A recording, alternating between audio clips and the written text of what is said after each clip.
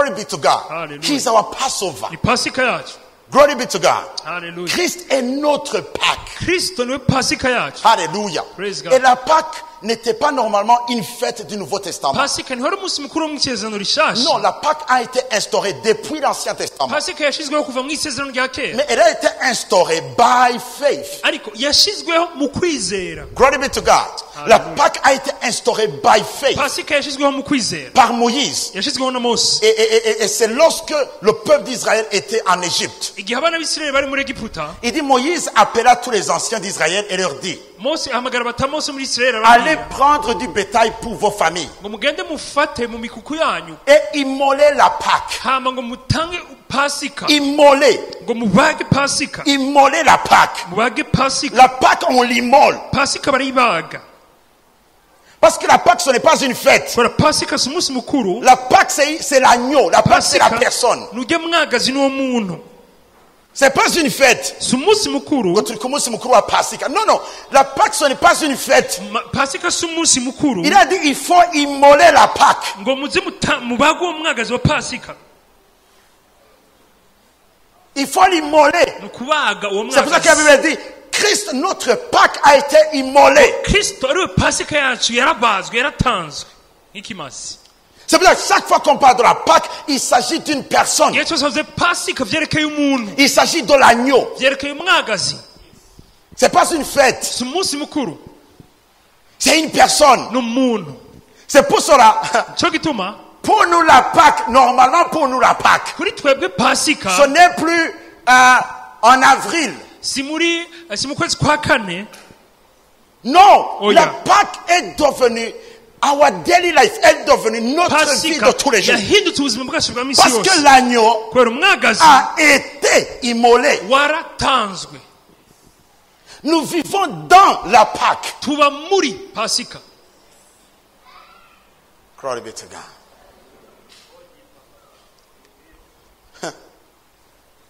Le peuple d'Israël était en Égypte. abana b'Isirayeli bari muri Egiputa. Glory be to God. Hallelujah. Ils étaient en Égypte. bari muri Egiputa. Ils étaient des esclaves en Égypte. barabaja muri Egiputa Sous l'esclavage des Égyptiens. baganzwa n'abanyegiputa. Et Dieu voulait libérer son peuple. Imana yashaka kubohora ubwoko bwayo. And look, pour libérer son peuple, Dieu n'a pas prié. rero kugira Imana ibohora ubwoko bwayo ntiyasenze. Non. Oh, yeah. À ce moment-là, ico gihe après que Moïse ait amené toutes sortes de calamités sur Égypte, Mose amaze kuzana ibiza vyinshi à kuri ce moment-là, uwo mwanya le diable satani allait passer en Égypte yaragiye guca muri Egiputa et tuer yice tout premier-né d'Égypte. imfura yose muri Egiputa. Tout premier-né d'Égypte. imfura yose muri Egiputa Même les animaux. n'ibikoko. Et il y avait aussi l'Israël en Égypte. kandi Isirayeli muri Egiputa Et il n'y avait aucun moyen pour eux nta nzira nimwe bari bafise de fuir au diable, yo guhunga de satani, fuir la mort. Aucun moyen. guhunga urupfu. Glory be to God. Hallelujah. Alors, Moïse, il dit, Mose acavuga rentrez à la maison, mwinjire mu Prenez mazu l'agneau. yanyu, fata umwagazi, immolez l'agneau, mubage immolez la Pâque, mubage uwo mwagazi wa Prenez le pasika, sang. mufate amaraso mettez sur les linteaux, mweshyire ku bishyimbo Entrez à l'intérieur. byanyu, mwinjire mu nzu mangez la Pâque, murye pasika, mangez l'agneau en entier. murye uwo mwagazi wose ntimusigaze, Ne mangez pas étant assis. ntimurye mwicaye. No. oya C'est-à-dire, soyez prêts à partir. bisigure mwitegure kugenda, Mangez comme des personnes qui sont prêtes à partir. muwurye nk'abantu biteguye kugenda, Et il faut tout manger. kandi murye Il vyose dit, vous n'en ntimusigaze, laisserez rien ntihagire ico musigaze jusqu'au matin. gushika mu gatondo. Et s'il en reste quelque chose le matin, hagize igisigara vous le brûlerez au feu. mugiturire n'umuriro, Quand vous le mangerez, nimwawurya vous aurez vos restes sains, muze vos souliers aux mwiteguye pieds munsi et ibirato votre bâton byanyu, à la main. inkoni mu Et vous le mangerez kiganza, à la hâte. muwurye mwihuta. Ah, c'est la Pâque de l'Éternel. ni pasika y'uhoraho. Glory be to God. Hallelujah. Parce que Moïse savait très bien Mose qu'après avoir mangé l'agneau, yarazi ko bamaze kurya quelque umwagazi chose de surnaturel allait se produire. hari ikintu kidasanzwe cyari kigiye kuba, Il y a quelque chose qui allait se produire après avoir mangé la Pâque. hari ikintu kidasanzwe cyari kigiye kuba bamaze kurya umwagazi wa pasika. Il le savait. yari abizi Comme c'est la même chose, nk'uko ari cyo kimwe le jour où tu as mangé Christ, umunsi wajya kristo quelque chose de surnaturel s'est passé. hari ikintu kidasanzwe cyabaye. Mais le problème, beaucoup de personnes ne se rendent pas compte ingorane nuko abantu benshi batazi qu'au moment où tu manges la Pâque, mu gihe uriye au pasika, moment où tu manges l'agneau, mu gihe uriye au umwagazi, moment où tu reçois mu Christ, gihe wakiriye au kristo, moment où tu l'acceptes, mu gihe umwemeye, quelque chose de surnaturel se produit. hari ikintu kidasanzwe cyakiba. Glory be to God. Hallelujah. Et nous avons vu le sang, twarabonye amaraso pas seulement le sang, mais aussi le corps. n'umubiri. Le corps, vous allez le manger. umubiri muzowurya, Le sang, vous allez mettre sur les linteaux. amaraso muyashyire ku bishima byawe. Jésus va dire, le corps sera brisé pour vous et pour plusieurs. yesu yavuze ngo umubiri uzojanjagurwa ku bwanyu no ku bwa benshi, Mais le sang va introduire ariko amaraso azokwinjiza, la nouvelle alliance. azotanguza isezerano rishya. Oh my God. Quand nous allons en hébreu, tugiye mu baheburayo, la Bible nous dit que nous avons entré par une porte qui est dans le corps de Christ. bibiliya ivuga ngo twinjiriye mu mubiri we yesu. Glory be to God. Cette voile est dans son corps. Hallelujah. Oh my God. Lisons un peu Hébreu 10. abaheburayo 10, O rabase ketelemonda la momosi kataya. Shegebonazo. Hallelujah. Hallelujah. Hallelujah. Glory be to God. Hallelujah. praise God. C'est quelque chose de surnaturel allait se passer. hari ikintu kidasanzwe cyari kigiye kuba. Il avait promis à Moïse. yari yasezeraniye mose Il a dit, je vais dépouiller Égypte. ngo nzokwambura egiputa, Je vais dépouiller les richesses d'Égypte. nzokwambura ubutunzi bwose abanyegiputa Je vais bafise, donner ça au peuple d'Israël. ndabuhe ubwoko bw'isirayeli. Après avoir mangé la Pâque, c'est ce que nous allons voir. bamaze kurya pasika, Au moment où ils ont mangé la Pâque, bamaze kurya pasika, les Égyptiens ont abanyegiputa commencé à amener leurs richesses et leur donner. batanguye kuzana ubutunzi bwabo babuha Ils ont commencé à abanyesirayeli, donner leurs richesses. batanguye kubaha ubutunzi bwabo. Tous, oh my God. Ils ont quitté l'Égypte étant prospères bavuye muri egiputa batunze à cause de l'agneau. kubera umwagazi. Parce que quand l'agneau est immolé, umwagazi umaze gutangwa, pour chaque personne qui mange la Pâque, kubwo umuntu wese arya ta pasika, vie ne reste pas la même. ubuzima bwawe ntibuguma ari bwa bundi. There is power in the in the blood. hari ubushobozi of Jesus. mu maraso ya yesu. Glory be to God. Hallelujah. Hallelujah. Praise God. Oh my God. L'Éternel fit trouver grâce au peuple aux yeux des Égyptiens qui se rendirent à leur demande. Et ils dépouillèrent les ngo Égyptiens. barambura abanyegiputa ubutunzi bwabo bwose, Ils dépouillèrent les ngo Égyptiens. barambura abanyegiputa ubutunzi bwabo bwose. Ils ont dépouillé les Égyptiens. barambuye abanyegiputa Après avoir mangé la Pâque. bamaze kurya pasika, Après avoir mangé la Pâque. bamaze kurya Ils, pasika, ils ont commencé à marcher dans le désert. batanguye kugendagenda mu bugaragwa, Personne ne pouvait vieillir. nta n'umwe yasaza, Personne ne pouvait tomber malade. Nta La n'umwe Bible nous dit. yarwara. La personne ne tombait malade. nta n'umwe yagwara, Oh my God. Oh, personne n'était faible. nta n'umwe yari umunyantege nke. Dans les psaumes, on dit personne n'était faible. muri zaburi bavuga ngo nta n'umwe yari umunyantege nke, Personne. nta n'umwe. C'est parce que nous ne comprenons pas que Voilà. quand nous parlons de l'œuvre de Jésus-Christ, ntidutahura yuko igihe tuvuze igikorwa cya yesu kirisito, there is power in his work. hari ubushobozi mu gikorwa cyiwe. Beaucoup de personnes qui prennent la Sainte Seine, abantu benshi bafata isangire ryera, ils pensent que c'est juste pour nous rappeler. bakibaza ati ni ukwibuka gusa. Non. oya, Ils ne savent pas que quand nous disons ça, c'est le corps. ntibazi igihe tuvuze ngo ubu n'umubiri, Ça, c'est le sang. amaraso, Dès ce moment-là, kuva uwo mwanya ça devient le corps Bihinduka et ça umubiri devient le sang. n'amaraso. Et c'est surnaturel. kandi ni ibidasanzwe. J'ai déjà entendu beaucoup de témoignages. Ndamaze kumva sur intahe la nyinshi. Sainte- Et même, je me souviens ici, ndibuka ngaha des gens qui ont mangé la Sainte Seine. abantu bafashe Ils isangire étaient ryera malades et bagwaye, en un instant, ils étaient mu guéris. kanya bagakira Juste par la Sainte Seine. biciye mu isangire ryera gusa. Parce qu'il y a la puissance. kubera hari ubushobozi Au moment où tu mu discernes, gihe ubo dans le urabye pain, tu vois le corps. wihweje umutima Et ukabona dans le umubiri, sang. Et dans le pain, tu vois le sang. muri vino ukabona Au moment amaraso, où tu bois son sang, unyoye amaraso, quelque chose de surnaturel se produit. hari ikintu kidasanzwe gisa gikoreka.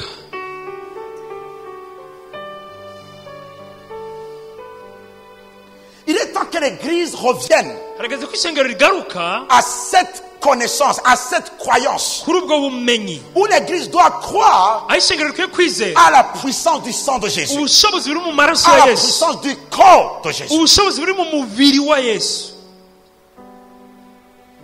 L'église doit venir à cette vérité. isengero ritegerezwa kuza kuri uko kuri. Là où tu crois que le sang de Jésus est puissant. aho uzi ko amaraso ya Yesu afite ubushobozi, Et c'est le sang de Jésus qui a pu enlever seulement le péché. kandi amaraso ya Yesu yonyine ashoboye gukuraho icyaha. Can you imagine? ushobora kubyibaza. C'est le sang de Jésus qui a arrêté le diable. amaraso ya Yesu yahagaritse Satani.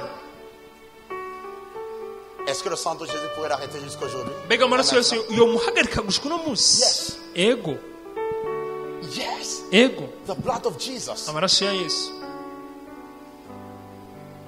Est-ce qu'on t'a déjà appris comment utiliser le sang de Jésus? baramaze kwigisha ukuntu bakoresha amaraso ya Yesu?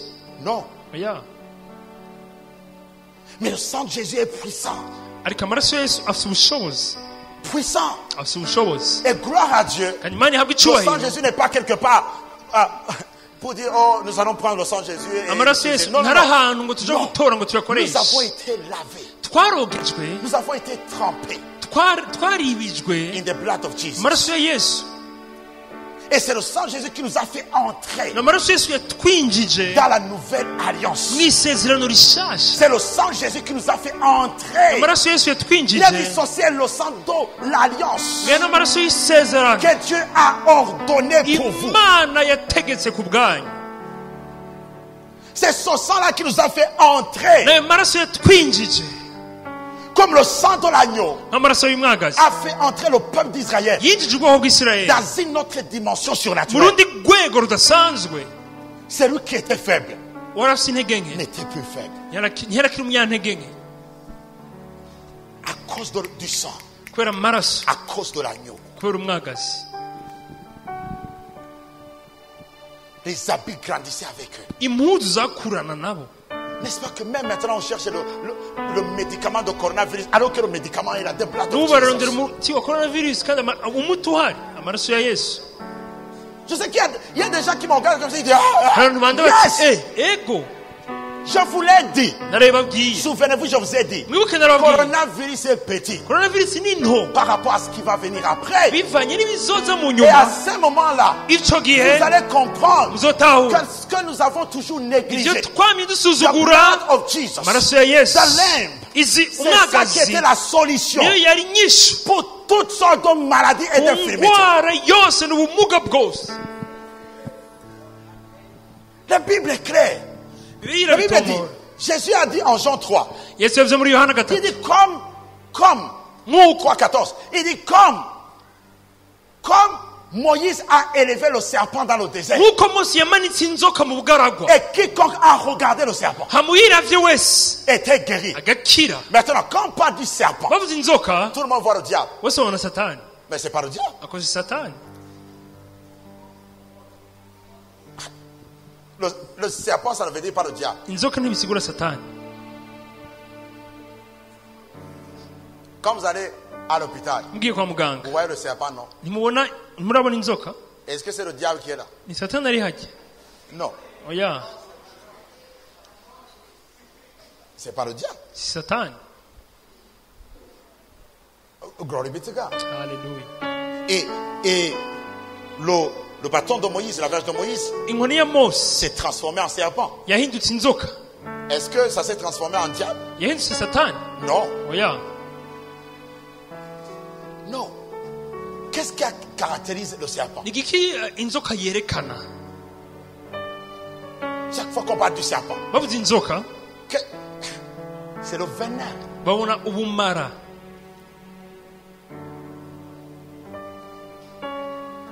Glory be to God. Quand tu vois le serpent, la première chose qui vient, c'est le venin du ubonye serpent. inzoka ikintu cya mbere ubona ni ubumara ifise, N'est-ce pas? sivyo? C'est le venin. ni ubumara ifise.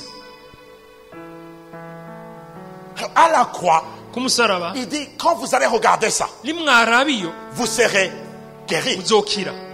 Parce qu'il avait fait ce serpent yari yakoze iyo nzoka à l'image des serpents qui les avaient mordus. rero mu ishusho y'inzoka zari Comme zabakomoye. Jésus lui-même à la croix, nk'uko Yesu nyine ku musaraba il n'était plus le sang, il n'était plus. ntiyarakiri Non, uwera, il oya, était devenu le péché. yari yahindutse icyaha. Il a dit chaque personne qui va regarder à la croix umuntu wese azokwihweza et il umusaraba voit que son péché est crucifié, que sa Icyaha maladie est kiwe crucifiée, cyabambwe, que sa malédiction indwara est yiwe crucifiée. yabambwe. Oh! Que chaque chose qui le séparait de Dieu est crucifiée. ikintu cyose cyamutandukanye n'imana cyabambwe Alors tu comprendras uzoca utahura que le venin n'est plus en toi, vena ntikiri muri mais wowe que ça a ubumara été crucifié. ntibukiri muri Alors wowe tu seras libre. bwarabambwe uzoshobora widegemvya.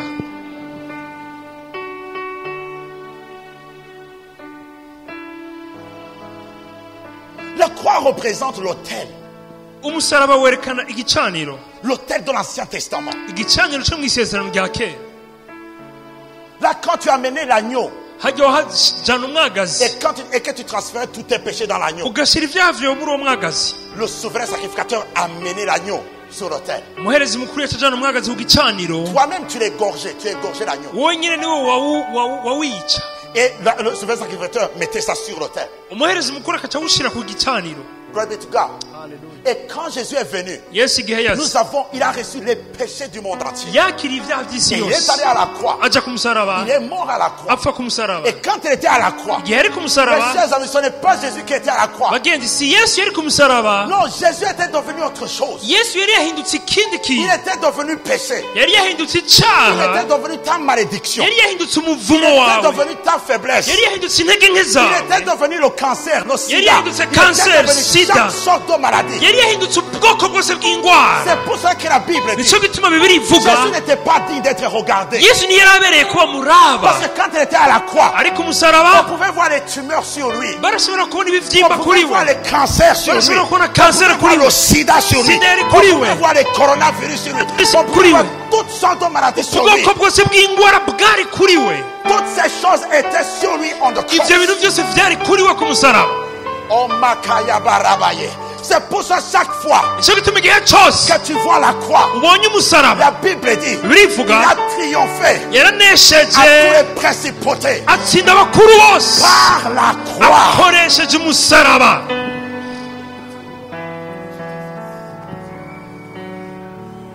Quand on dit tu as le tumeur, bakubwiye ko ufite ikibyimba dis je l'ai pas. ugati ntacyo ufise, Ça c'était à la croix. cyari Oh ku my God. musaraba, Dis c'était à la croix. cyari ku musaraba.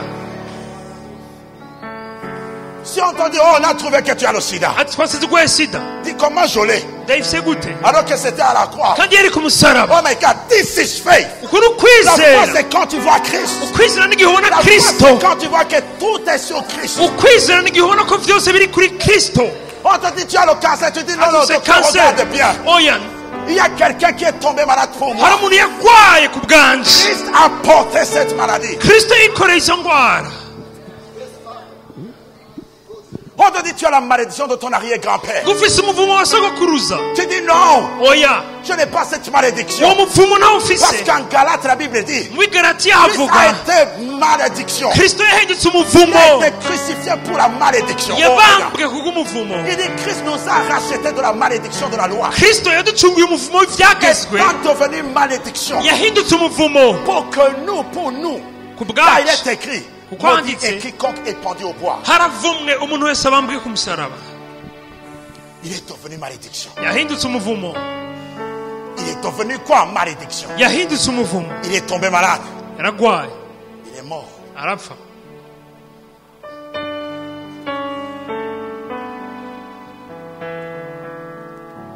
Le peuple d'Israël avait compris. ubwoko bw'isirayeli bwari bwabitahuye, Mettez vos mains sur l'agneau. ati mushyire ibiganza ku mwagazi, Crucifiez l'agneau. rero muwice. Ça veut dire l'agneau vient de payer pour vous. umwagazi uhejeje kuriha ku bwanyu, L'agneau vient de mourir à votre part. umwagazi uhejeje gupfa mu kibanza cyanyu. Ils ont compris. baratahura, Ils l'ont mangé.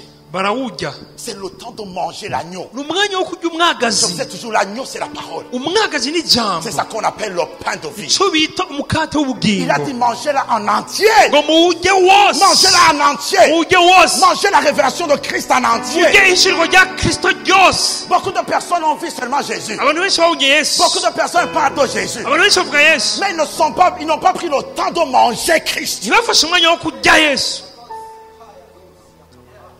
Eat his word. murye ijambo ryiwe.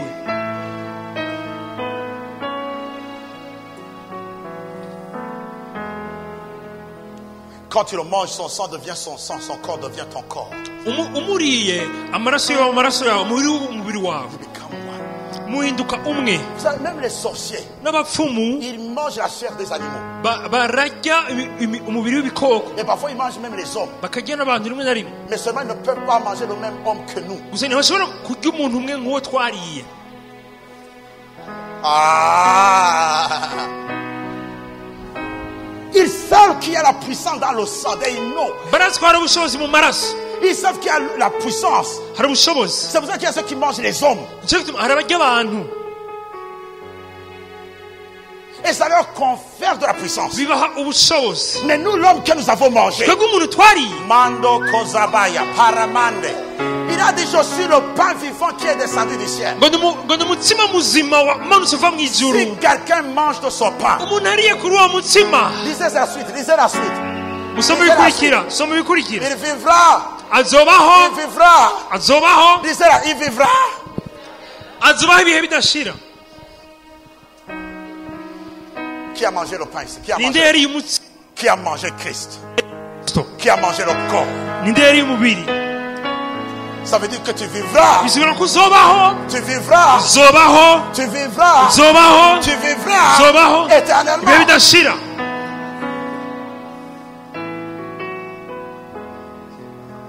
Et le pain que je donnerai, c'est ma chair. kandi umutsima nzotanga n'umubiri wanje, Que je donnerai pour la vie du monde. ngo nzowutanga kubw'ubuzima bw'isi.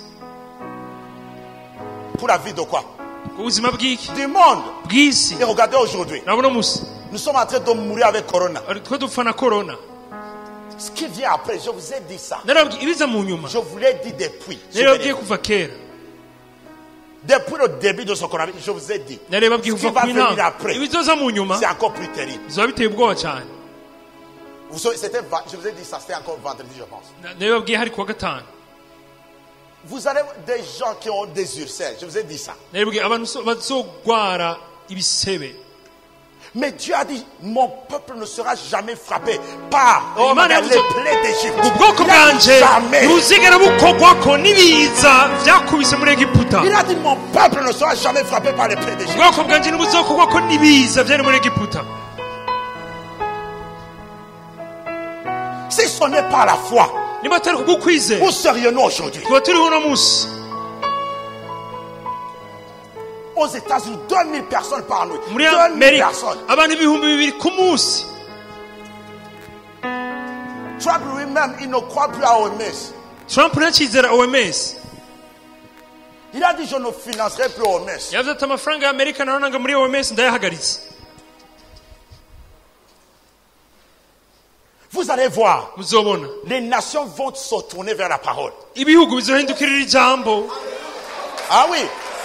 You will see that. muzobibona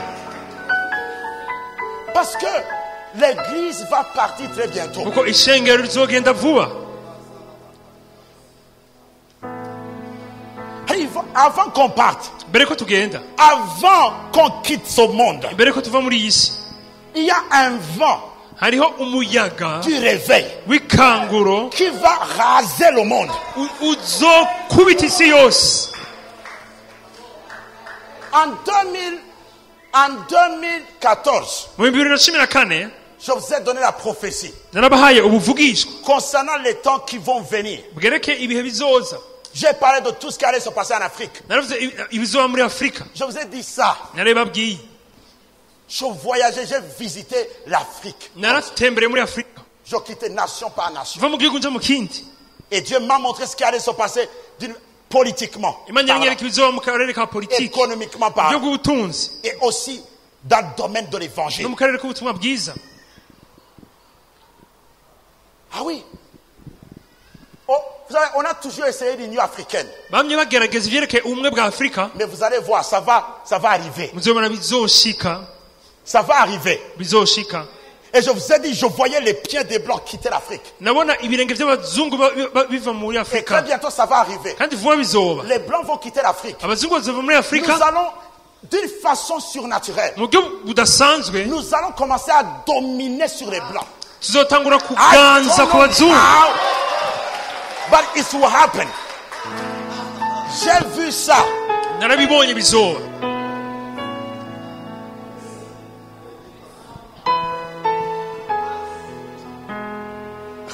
Les blancs vont, je les ai vus quitter. Nonye abazungu Vous bagenda, allez voir les Africains noirs abanyafrika commencer abirabura à rentrer dans leur pays. batangura gutaha mu bihugu Commencer à byabo, rentrer en Afrique. batangura kuza muri Afrika. Et vous allez voir des choses. Muzobona ibintu. Karabaseke. L'Afrique sera encore plus puissante Afrika izokomera que jamais auparavant. biruta ubwa mbere. La France, Ubufaransa, l'Europe, Iburaya, en commençant par la France, bihereye mu Bufaransa, vous allez les voir pauvres. muzobona bakenye. Ils vont demander de l'aide. Tuzobaha imfashanyo. Ah Jesus. oui. Ah oui. It will happen. Bizoba. Et c'est pas très loin. Kandi si kure cyane. C'est pas très loin. Si kure cyane. Pourquoi Dieu nous a préservés comme ça? Kubera ko Imana yatuzigamye Il uku. nous a gardés dans des conditions difficiles. Yatuzigamye mu bihe bigoye. Pour qu'on apprenne à utiliser la parole. Pour Twige gukoresha qu'on ijambo. apprenne à croire en lui. Twige kwizera Imana. Pour qu'on apprenne à compter sur lui. Twige kwizigira. Vous allez le voir. Muzobibona. Les Africains seront plus dangereux. Abanyafrika bazobateye ubwoba.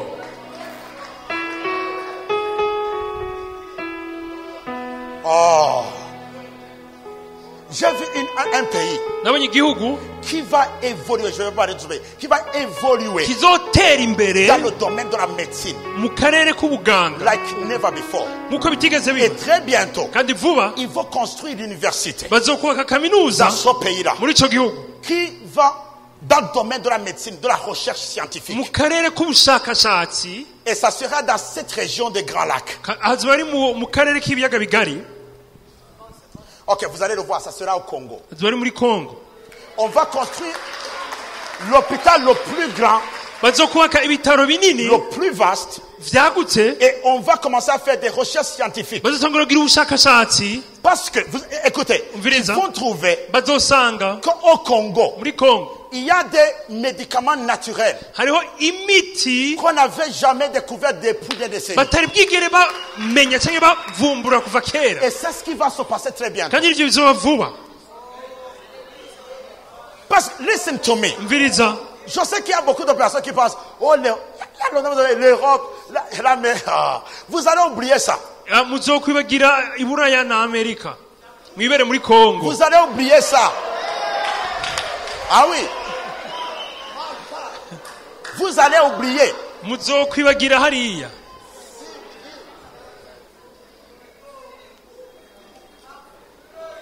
Je veux dire, Dieu est en train de préparer des leaders Imana ikirategura qui abarongozi vont collaborer bazokorana pour le bien de l'Afrique. bazokorana kubw'ineza ya Afrika. Et ils sont de cette génération. Kandi bari muri urungano. Je vous dis franchement, vous allez les voir très bientôt. Muzobabona vuba.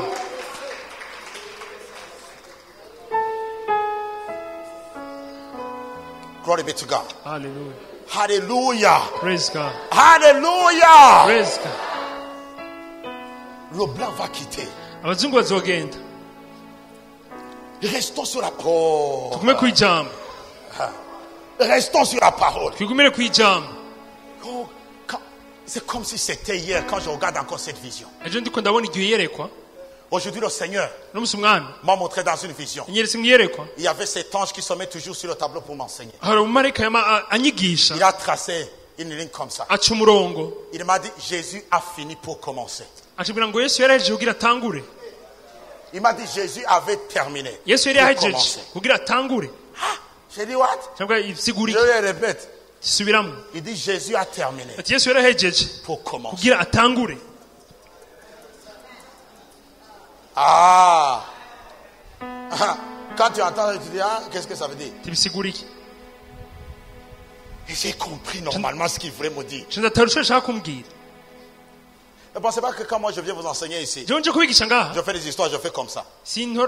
nugurura Bibiliya ngo nigishe kuno munsi. Oya. Jamais. Oya.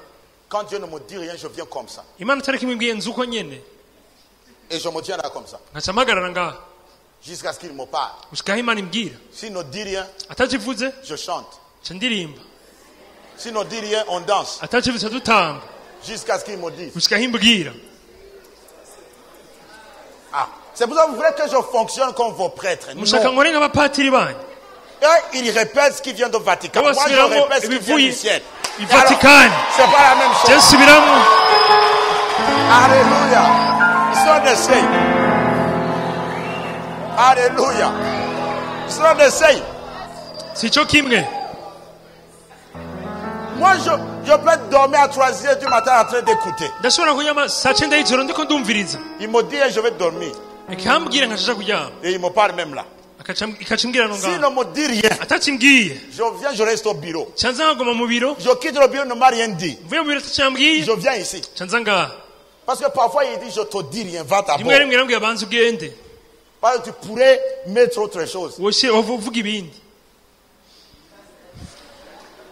Ça, Jésus, il ne disait rien. Yes, Il not n'a so- pas entendu son père. yavuga atacyo yumvise data avuze. Ah. C'est pour ça que Jésus ne priait pas pour tout le monde. nicyo gituma yahise atasengera bose. Il priait pour les personnes qu'il a vu le Père, pour lesquelles il a vu le Père prier. yasengera abantu yabonye data asengera. Imagine, Jésus vient Yes, sur la sir. piscine de Bethsaïda. kuri cya Il quitte là où il était. ava aho yari ari Il vient chercher seulement une seule personne. aza kurondera umuntu umwe. La Bible dit qu'il y en avait biriho plusieurs. ngo hari benshi bagwaye. Mais il vient chercher seulement une seule personne. acaza kurondera umuntu umwe. Parce que le Père lui avait dit, va voir cette personne. kubera data yari abonye uwo muntu. Et toi, tu viens, compris pour toi, tu n'as même pas parlé au Père. wowe ukaza Tu n'as même pas parlé au Père. ntiwavuganye na data. C'est pas la magie. si ubupfumu. This is Christianity. ni ubuzima rukristo. C'est pour ça que quand tu es là, tu ne blagues pas. uri ngaha ntufyine. Tu parles au Père. uvuganye na data. Tu dis, Père, localise-moi. ati data umbone aho. Quand l'homme de Dieu va venir, umukozi w'imana niyaza parle-lui. umubwire. Dis-lui ce qui me umubwire concerne. ibinyerekeye. Montre-lui ce qui me concerne. umwereke ibinyerekeye. Qu'il prie pour moi. asengere. Il dit, je ne fais rien que je n'ai pas vu mon Père. ngo ntacyo nkora ntabanje kubona data agikora. Et sometimes je viens ici. rimwe rimwe ndaza aha Je connais les gens déjà qui sont malades. nzi abantu bagwaye Ils viennent seulement ici. baje ngaha. Je sais même prier. mba nzi uko ndabasengera. Je sais c'est réussi, je vais faire ça, celui-là, je vais uyinza faire ça. gukora uko uyinza gukora uko. Parce que ce n'est pas quelque chose que je viens de faire. si ikintu mpejeje gukora. C'est quelque chose que j'ai vu le Père. ni ikintu nabonye data akora. Glory be to God. Hallelujah. Amen. amen.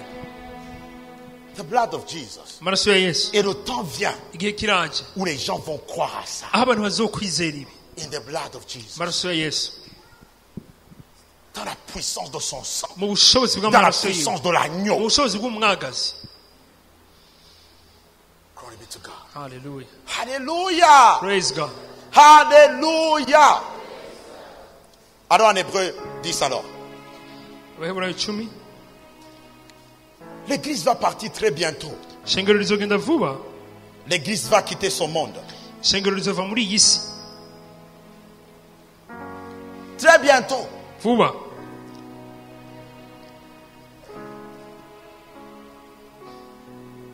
Je suis parmi les apôtres de la fin des temps. Je dis, Ndi quand mu il ntumwa m'a zo mu appelé, gihe il m'a cya montré nyuma. aussi sa venue. Je suis parmi ces imana apôtres. igihe yampamagara yanyeretse no kuza kwiwe. Parmi aussi ces apôtres-là. mu ntumwa ziwe.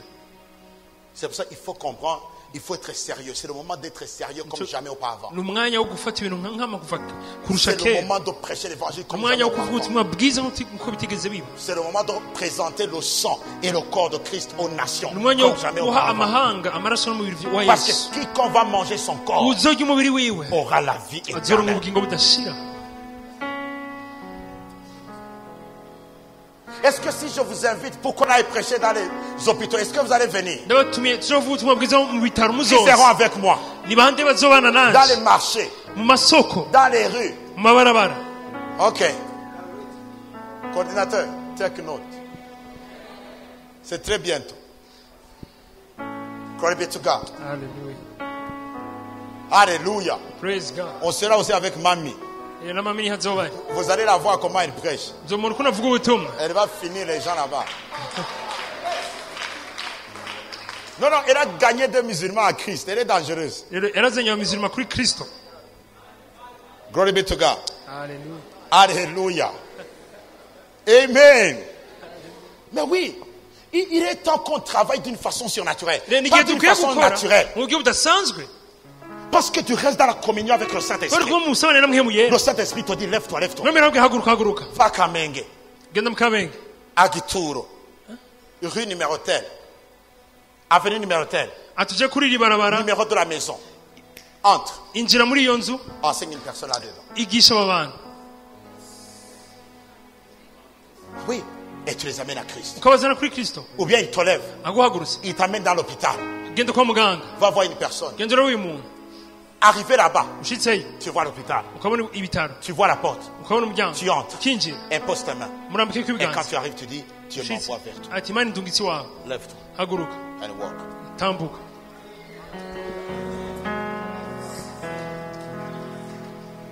Le problème, c'est que vous aimez l'œuvre plus que Dieu.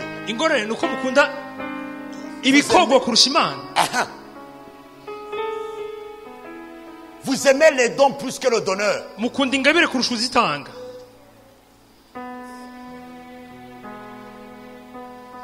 Moi, je ne me focalise pas au don. Oh, I have a gift. I can preach. I can do this. I have a gift. No. I know it's by grace. Je reste attaché au donneur. À celui qui les donne. Et c'est Christ. Stay in communion with him.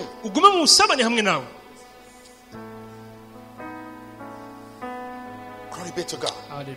Alléluia. Praise God. Oui, c'est terrible. Il y a ceux qui aiment Dieu à cause de ce qu'il leur donne. À cause de ce qu'il leur donne. Quand tu as le donneur, tu as ce qu'il donne. Tu ne t'inquiètes pas sur ce qu'il va donner. Quand tu as le donneur, tu as déjà ce qu'il donne. Jesus is coming. Yes, Guys, Jesus is coming.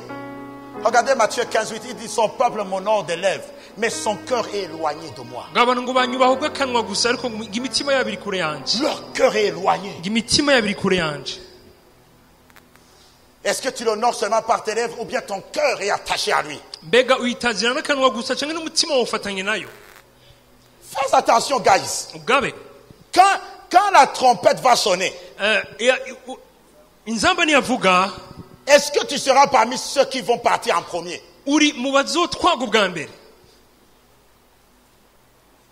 Regardez un Thessaloniciens. 4. 13.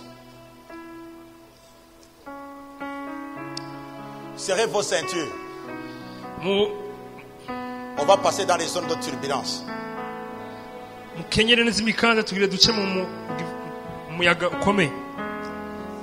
Aha. Il faut bien serrer vos ceintures.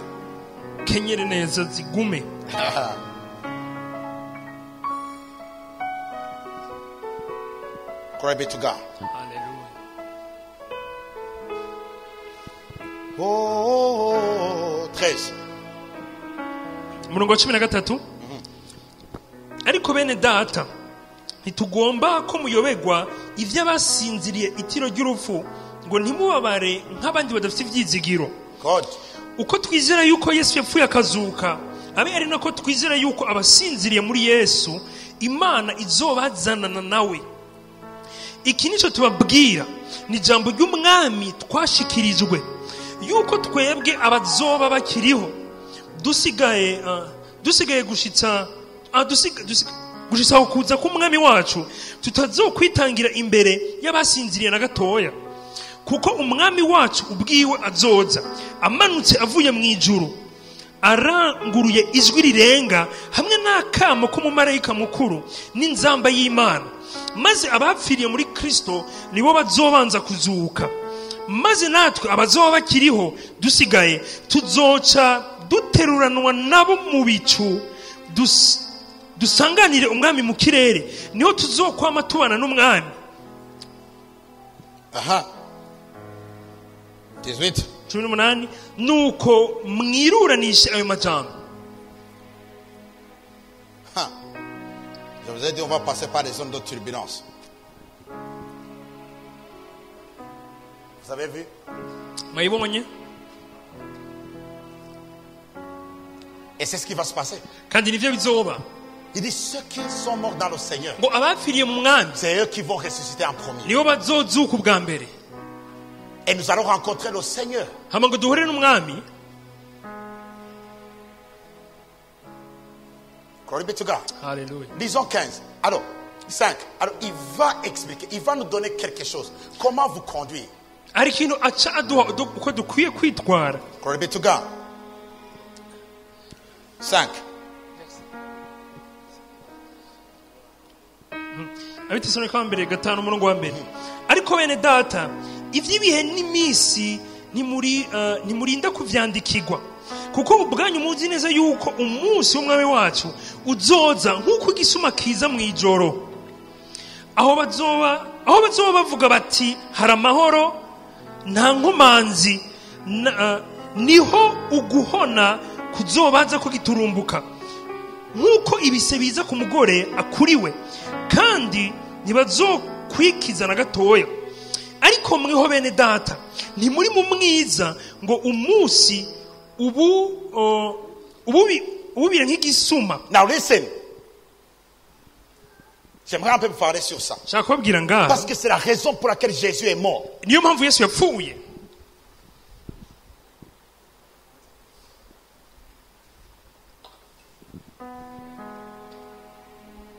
L'apôtre Paul est en train de parler de comment Jésus va revenir. Paulo ariko aravuga ukuntu Yesu azogaruka.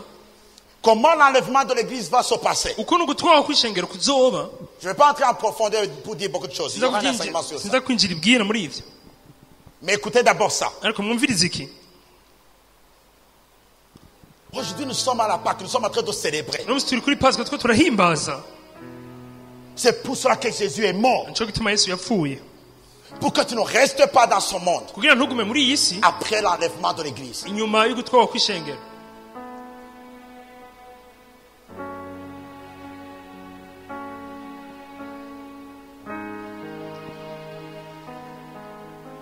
Il dit pour ce qui concerne les jours.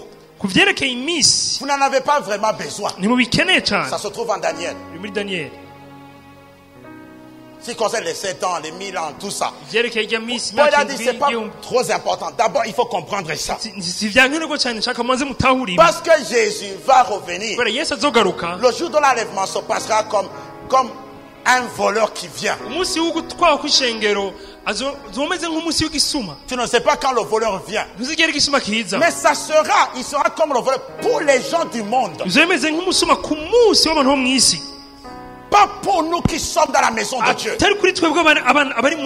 Parce qu'il dit ceux qui sont dans le monde, ils sont assis dans les ténèbres. Ils ne voient pas. Mais il dit pour vous frères, vous êtes dans la lumière. Nous ne serons pas dans l'étonnement. Pour nous le jour de sa venue, ça ne sera pas une surprise. Oh, vous n'avez pas entendu ça. Il dit, mais vous frères, vous n'êtes pas dans les ténèbres. Pour que ce jour vous surprenne comme un voleur.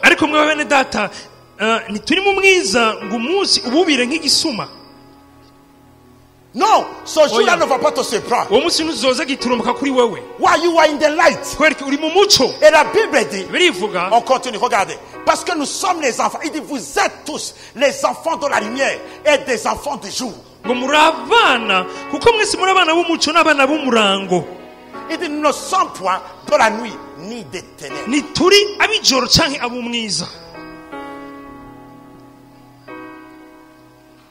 Nous ne sommes pas de la nuit. Parce que nous avons cru. Nous sommes les enfants de la lumière. Nous sommes les enfants du jour. Ça ne va pas nous surprendre. Ne vous inquiétez pas sur ça.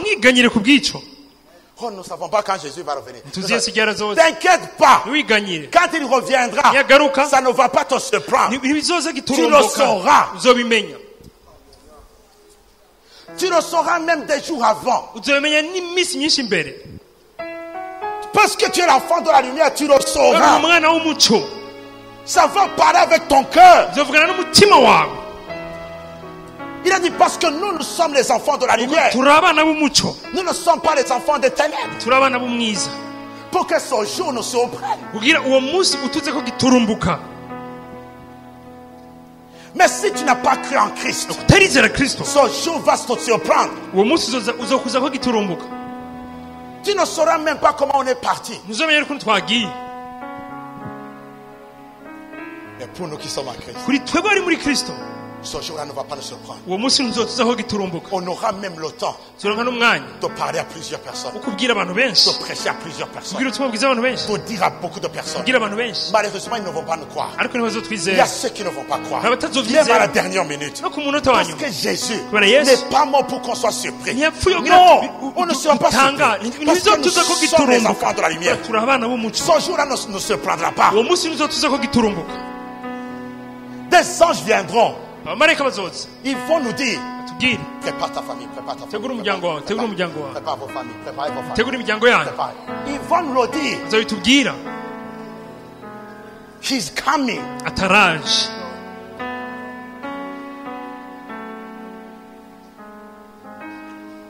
C'est comme ça.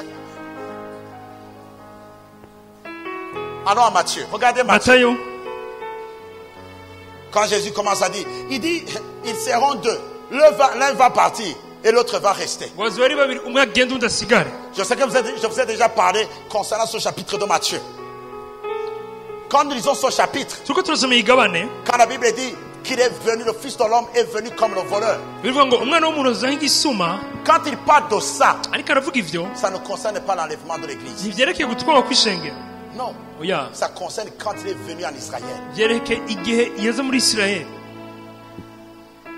Il est venu comme un voleur. Personne n'était prêt à le recevoir. Personne ne savait qu'il allait venir. Personne n'était là pour le recevoir. No one. Personne. Et regardez quand il est venu. La Bible dit, l'un va partir, l'autre va rester. Qui va partir? Tous, nous pensons que c'est lui qui va partir. C'est le plus juste. Non, celui qui va partir, c'est celui-même qui n'est pas juste. C'est lui qui va rester. C'est celui qui est juste. Quand nous lisons le chapitre de Matthieu, il ne parle pas du fait d'aller au ciel. Non, il parle d'autre chose.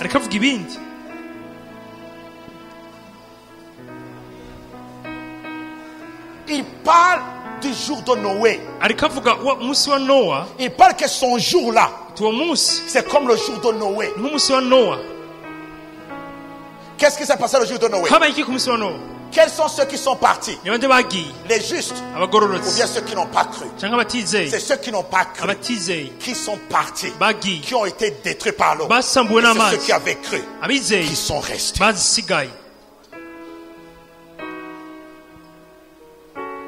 Il dit, veillez donc, regardez, ce qui arrivera du temps de Noé arrivera de même à l'avènement du Fils de l'homme. C'est-à-dire quand le Fils de l'homme viendra. Parce qu'en l'enlèvement, ce n'est pas Christ qui va venir sur la terre. Non. Non. Là, c'est nous qui allons monter vers lui. Dans l'enlèvement, c'est nous qui allons monter. Nous allons monter vers lui. Mais quand il était venu le jour du Seigneur, quand il était venu, il est venu comme un voleur. Personne ne savait quand il allait venir. Ils avaient sondé les temps. Il y a ceux qui avaient veillé. Comme Siméon. Il avait veillé à la venue de Jésus. Et quand il est venu, il a su. La Bible dit, il était conduit par l'Esprit. Et il a rencontré Marie. Il a vu le Seigneur. C'est la même chose. C'est ce qui se passera le jour de l'enlèvement. Nous serons conduits par l'Esprit. Nous ne serons pas surpris. Parce que nous avons cru. Mais est-ce que tu as cru?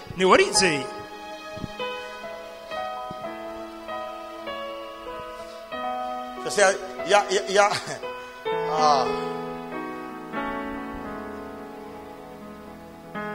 que cet homme était pieux et juste. Et il attendait la consolation d'Israël. Et l'Esprit de l'Éternel était sur lui.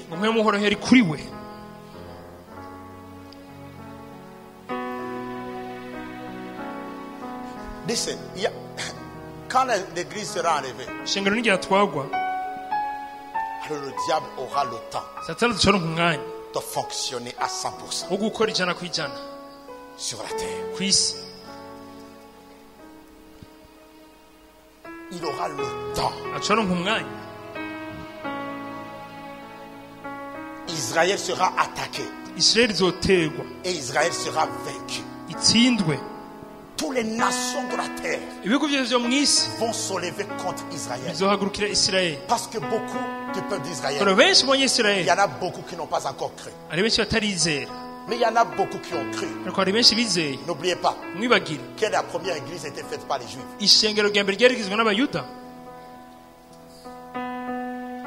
Pierre lui-même avait gagné 3000 personnes à Christ. Et c'était les Juifs. Beaucoup ne l'ont pas cru. Ils n'ont pas cru. Et imagine, il y a ceux qui vont rester ici après l'enlèvement. Aujourd'hui, vous criez Satan, Satan, Satan. Alors qu'il est limité par l'église. Il ne peut pas fonctionner comme il veut parce que nous sommes là. L'antéchrist fonctionne en cachette. Parce qu'il ne peut pas se rendre manifeste tant que nous sommes ici. Parce qu'il a peur de nous. Mais quand on va partir, alors il va fonctionner à 100%. Il sera manifeste. Et il sera élu comme le chef suprême du monde. Il va gouverner toutes les nations. Parce que le monde va connaître des problèmes. Et un seul homme se lèvera pour donner des solutions. Antichrist. L'important, ce n'est pas le corps. Le corps qu'il va porter. Non, ni le pays dans lequel il vient. Parce qu'Antichrist is a spirit.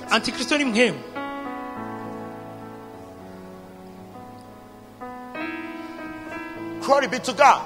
Il y a ceux qui vont rester ici. Et tu te poses la question, qui vont rester? Suis-je parmi eux? Si tu es l'enfant du jour, tu ne resteras pas. As-tu cru en Christ? Tu ne resteras pas. Mais pas seulement ça. You have to be serious with the work of Jesus. Parce qu'il y a ceux qui auront cru et qui vont rester. Parce qu'ils auront nié le Seigneur par leur vie.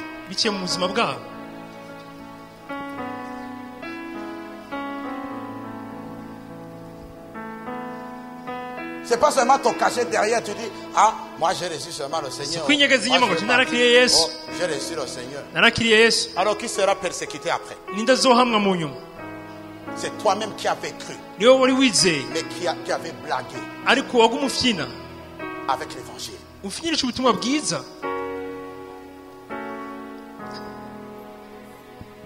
Parce que tu auras profané le sang du Seigneur. Tu l'auras considéré comme rien. Tu n'auras pas investi ta vie dans l'évangile. Tu n'auras pas investi tes finances dans l'évangile. Tu auras seulement utilisé ton argent pour t'habiller, pour manger. Seulement. Et ce jour-là, là, même tous les banques, même si on ouvre tous les banques, tu n'auras pas besoin d'argent. L'argent deviendra comme des feuilles de papier. Ah oui, ça sera rien.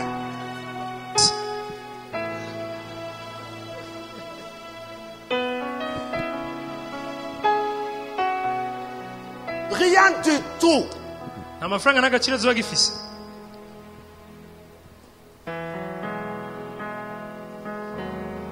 Mais c'est aujourd'hui où tu dois te montrer comme une personne qui est sérieuse avec l'évangile.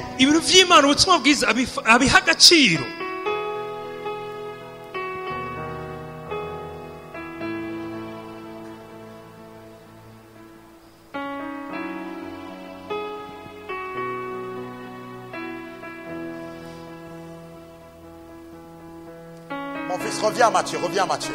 Twereke muri Matayo. On va leur montrer quelque chose. Le Seigneur doit nous retrouver étant busy, occupés. Umwami ategereza kudusanga turi ko dukora iby'ubwami. Pour ce qui est du jour et de l'heure, personne ne le sait. Ni les anges des cieux, ni le Fils, mais le Père seul. Le Père seul. Ngo data wenyine niwe azi ibyerekeye uwo munsi. C'est lui seul qui sait. Niwe azi ibyerekeye uwo munsi. Regardez, on continue. Tubandanye. Ce qui arriva du temps de Noé arrivera de même à l'avènement du Fils de l'homme. Kandi uko byari biri mu minsi ya Nowa niko bizoba mu kuza k'umwana w'umuntu. Glory be to God. On continue. Continue à lire. Kuko ariko bari bameze mu minsi umwuzure utari bwatere. Bararya, baranywa, bararongora, barashingira. Bageza kuri wa munsi Nowa yinjiye mu bwato, muri bwa bwato. Ego. Ntibagira icyo bamenya kugeza aho umwuzure waziye ubatwara bose. Ni kukuza k'umwana w'umuntu kuzomera. Icyo gihe abagabo babiri bazoba bari mu mirima, umwe azojanwa uwundi arekwe. Abagore babiri bazoba bariko barasera hamwe ku rusyo, umwe azojanwa uwundi arekwe. Nuko mwame mugavye kuko mutazi umunsi umwami wanyu azozako. Come on, continue.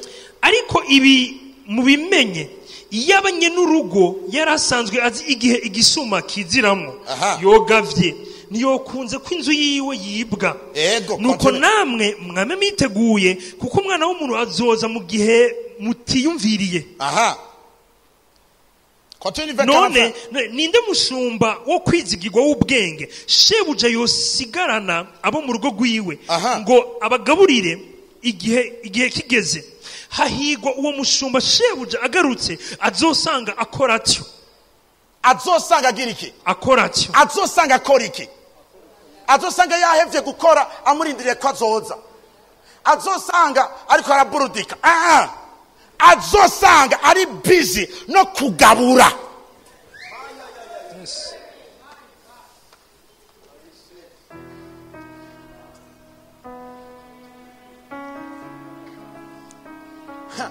Tu es prudent quand il va te retrouver au travail, au boulot. Azogusange ku kazi uri kurakora iby'ubwami.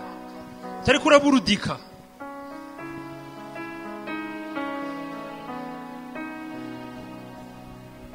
Panchuka.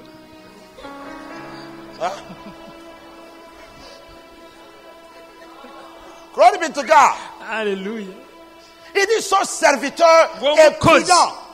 Azoba arahiriwe. Il est sage. Umunyabwenge.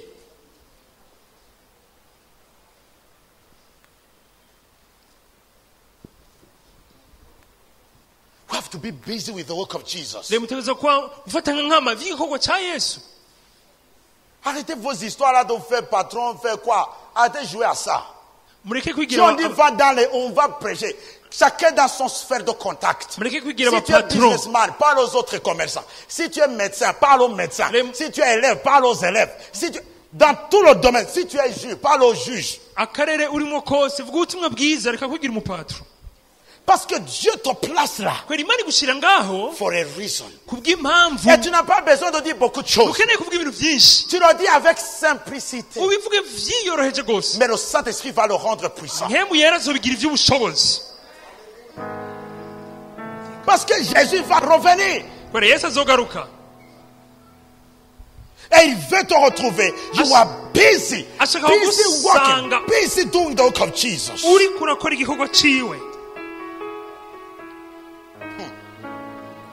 Disons 46. Qu'est-ce qu'il dit? Hahigwa uwo mushumba shebuja agarutse azosanga akora atyo. Ndababwira ukuri yuko azomuha kugaba ivyo afise vyose. Ariko umushumba mubi azomuha kugaba ivyo agize. Umushumba akora atyo azomuha kugaba ivyo afise vyose. Why? Azo ari busy.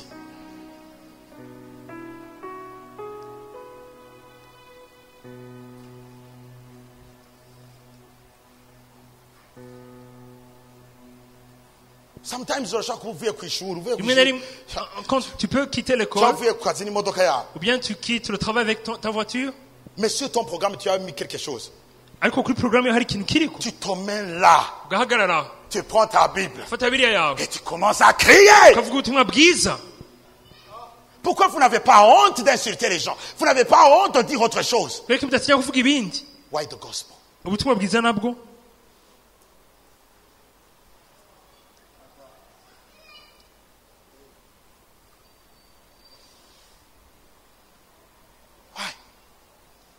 Il a dit celui qui aura honte de moi uzogira isoni devant les bwanje nations, devant les imbere autres. y'amahanga, Il dit j'aurai honte de naye lui nzogira isoni devant le imbere Père. ya data. C'est le temps où tu dois être bold, Ni umwanya tugeze gushira amanga, courageux. gushira amanga. Tu dois admettre que tu appartiens au Seigneur. Utegerezwa kwemeza ukavyemanga ko wegukira umwanya Publiquement. imbere y'abantu bose. Fais à ce que tous les voisins le sachent. Fais à ce que tous les collègues de travail, tout le monde, tous tes amis, tout le monde doit le savoir. Bose babimenye That you belong to Jesus. kuri wegukira Yesu.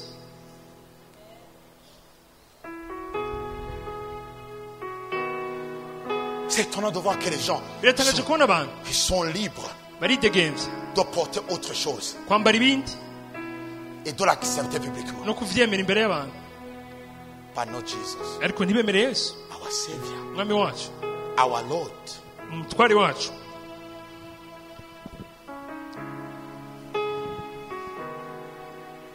Alors, ce sont ces gens-là N'abo bantu qui auront blagué avec l'évangile, bazoba barafyinishije ubutumwa bwiza avec l'œuvre de Christ, n'igikorwa ca Kristo, qui vont rester. bazosigara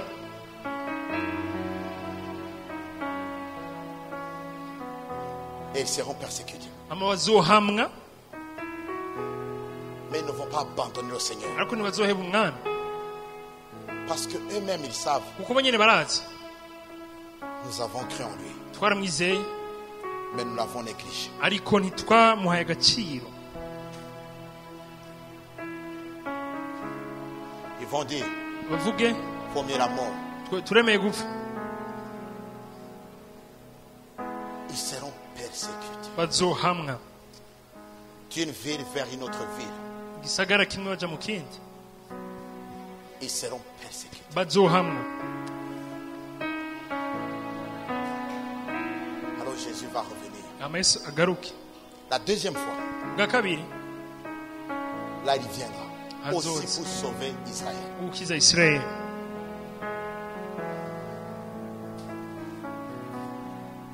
Mais moi je n'aimerais pas que tu attendes qu'il revienne. Ariko sinshaka kurindira akagaruka Que tu montes après la persécution. uze ugende inyuma yo guhamwa.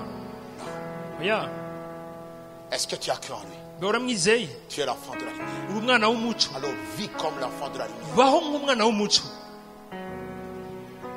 Live for the gospel. baho kubw'ubutumwa bwiza. Ça je te le dis parce que Ibi ndabikubwiye kubera les jours sont mauvais iminsi ni mibi et il revient bientôt. kandi araje vuba, Il revient bientôt. araje vuba. Quand l'église va partir, ça ne sera pas la fin du monde. Ishengero ntiryagenda ntizora umuhero w'isi. Non. Oya, Le monde va continuer isi izobandanya avec ceux qui seront ici. n'abazoba bari ngaha Encore plus de 1000 ans. imyaka igihumbi Et encore plus. Ils vont vivre ici. babeho, Et après, ça sera la destruction. Je vais vous enseigner ça après. uzovyigisha mu nyuma. Il dit malheur aux femmes qui seront enceintes. Haragowe abagore bazoba bibungenze ico Enceintes gihe, et allaiteront. n'abazoba À ce jour, quand il y aura une grande détresse dans le pays et de la colère contre son peuple. hazoba hari igihe kigoye, mwibungenge hakiri kare.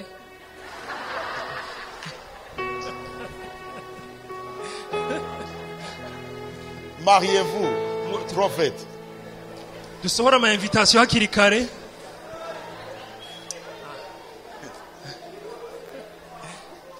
Alléluia. Praise God.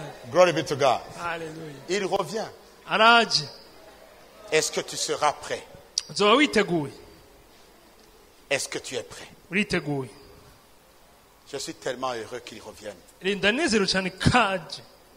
Parce que j'ai cru en lui. Kubera naramwizeye. Qui a cru en lui? Inde yamwizeye? Alors si tu as cru, nimba waramwizeye tu es le bienheureux. urahiriwe